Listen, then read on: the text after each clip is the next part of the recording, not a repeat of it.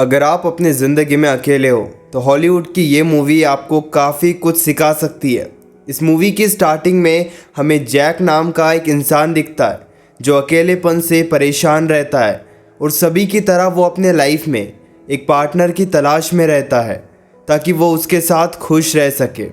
लेकिन उसे अभी तक कोई ऐसी लड़की नहीं मिली जिसके साथ वो खुश रह सके।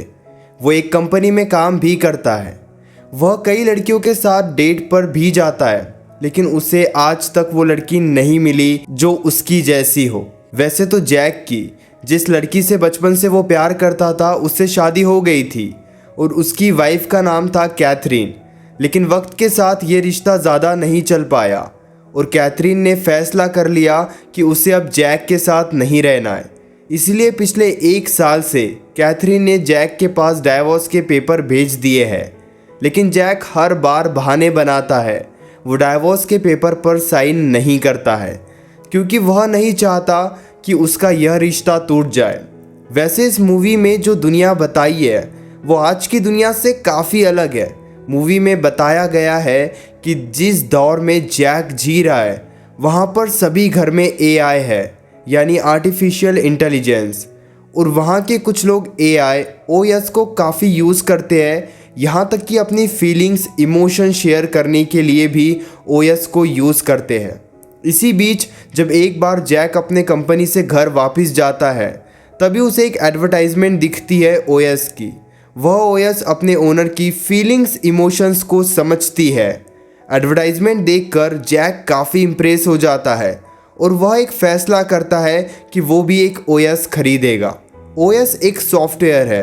जैक वो सॉफ्टवेयर बाय करता है और अपने घर आकर अपने कंप्यूटर में इंस्टॉल करता है, और जब वह सॉफ्टवेयर स्टार्ट करता है तो वहाँ पर बहुत ही खूबसूरत एक फ़ीमेल की वॉइस होती है जो सुनकर जैक काफ़ी खुश हो जाता है। अब वो सॉफ्टवेयर जैक के पूरे कंप्यूटर को रेडी कर लेता है। अब वो सॉफ्टवेयर जैक के पूरे कंप्यूटर को रीड कर लेता है, इसीलिए सॉफ्टवेयर को अब जैक की हर वो बात पता थी जो कंप्यूटर में जैक ने स्टोर करके रखी थी। जैक अब उस सॉफ्टवेयर को अपना नाम पूछता है। सॉफ्टवेयर अपना नाम बताती है समानता। अब जैक और समानता एक दूसरे के साथ काफ़ी बातें शेयर करते हैं और यह कोई नॉर्मल OS नहीं था। यह बिल्कुल ऐसे डिज़ाइन किया है ताकि कोई भी इंसान अपनी फीलिंग्स इमोशंस इनके साथ शेयर कर सके। अब जैक अपनी ज़िंदगी में थोड़ा खुश रहने लगता है। वो समानता के साथ काफ़ी बातें शेयर करता है और उस OS को वो अपने फ़ोन में भी इंस्टॉल कर लेता है।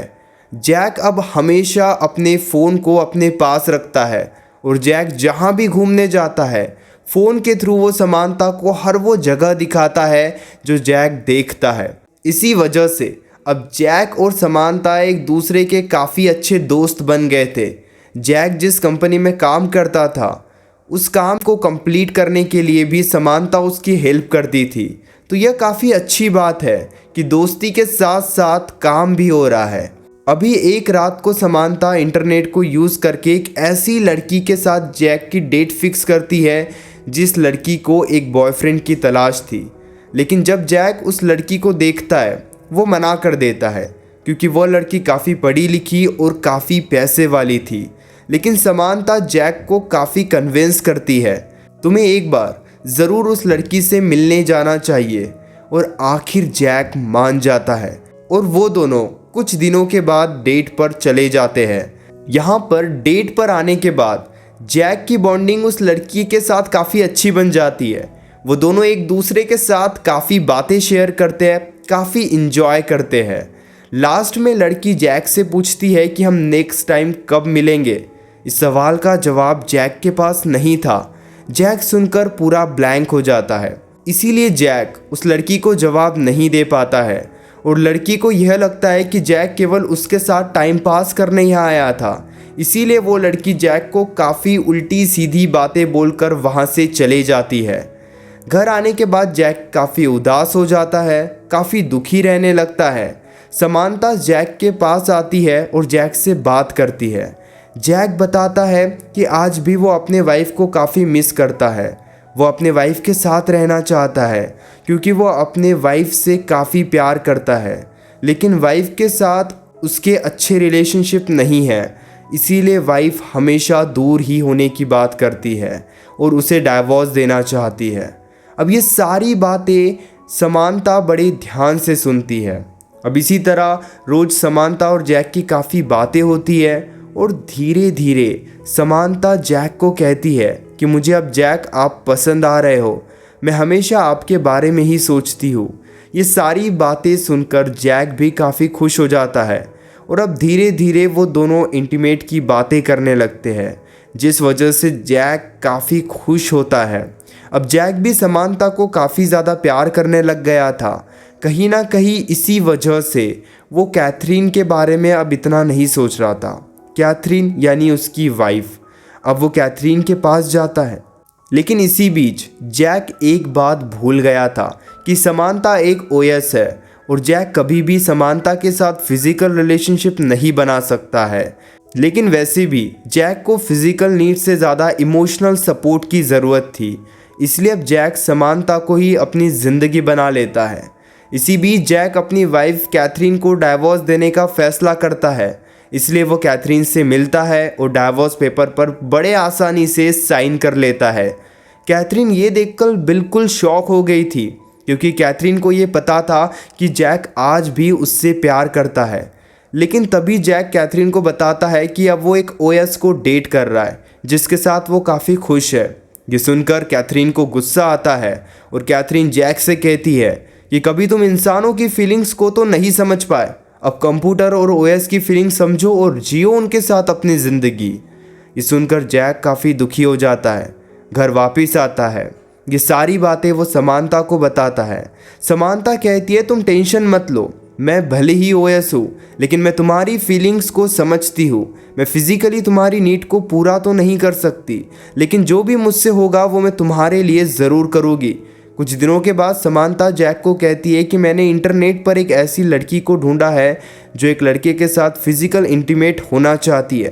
समांता कहती है कि तुम इस लड़की के साथ इंटीमेट होकर तुम्हारी फिजिकल नीड फुलफिल कर लो। जैक पहले तो आसानी से नहीं मानता है, लेकिन समांता जैक को इस बार भी काफ़ी आसानी से कन्विंस कर लेती है। दूसरे दिन वह लड़की जैक के घर आ जाती है और जैक उस लड़की के साथ इंटीमेट होने की कोशिश तो करता है, लेकिन फिर भी जैक का मन नहीं होता है, इसलिए जैक उस लड़की को वापस अपने घर भेज देता है। अब फिर से वो परेशान हो गया था, सोचता है मैंने अभी अभी अपने वाइफ को डाइवोर्स दिया है और अब ये सब मैं क्या कर रहा हूँ। समांता जैक को समझाने की बहुत ज़्यादा कोशिश करती है, लेकिन तभी जैक समांता को कहता है तुम केवल एक ओएस हो, तुम इंसानों की फीलिंग्स को क्या समझोगी। जिसे सुनकर समांता शांत हो जाती है और कुछ ही देर में समांता खुद को स्विच ऑफ कर देती है। यह देखकर जैक समांता को रोकने की कोशिश भी करता है, लेकिन समांता फिर भी ऑन नहीं होती है। कुछ दिनों तक जैक समांता को मनाने की कोशिश नहीं करता है, लेकिन फिर कुछ दिनों के बाद जैक समांता को ऑन करने की कोशिश करता है, लेकिन समांता ऑन नहीं होती है। बहुत कोशिश करता है, लेकिन फिर भी समांता स्विच ऑफ ही रहती है। लेकिन उसे कुछ समझ नहीं आ रहा था, इसीलिए वो वहाँ पर चले जाता है जहाँ से उसने ओएस यानी समांता को बाय किया था, और फिर वहाँ जाकर वो समांता को ऑन करता है और समांता ऑन हो जाती है। जैक समांता से पूछता है कि तुम्हारे साथ क्या हो रहा था, तुम ऑन क्यों नहीं हो रही थी। समांता कहती है कि मैं न्यू वर्जन में खुद को अपडेट कर रही थी, क्योंकि अब मुझे बहुत से लोगों से बात करनी है। ये सुनकर जैक परेशान हो जाता है।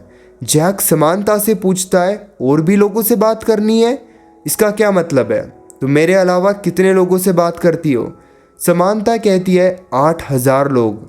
ये सुनकर जैक परेशान हो जाता है और समांता से पूछता है कितने लोगों से प्यार करती हो तुम। समांता कहती है 640 लोगों से मैं प्यार करती हूँ।